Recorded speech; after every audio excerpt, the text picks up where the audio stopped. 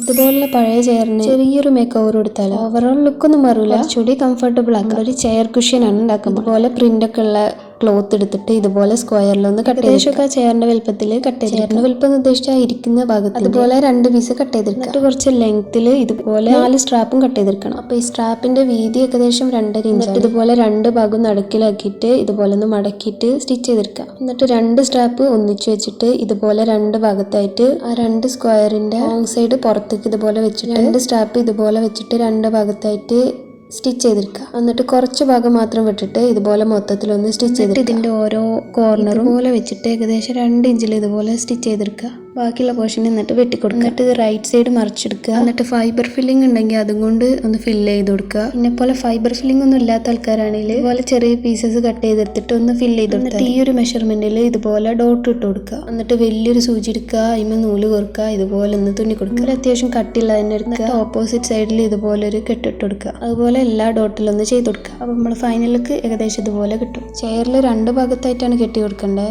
പക്ഷേ അത് പറ്റാത്തതുകൊണ്ട് നമ്മുടെ ഇങ്ങനെ കെട്ടി അഡ്ജസ്റ്റ്. ഫൈനലിക്ക് ഇഷ്ടമായിട്ടുണ്ടെങ്കിൽ ലൈക്ക് മറക്കണ്ട. അപ്പോൾ ഓക്കെ, ബൈ.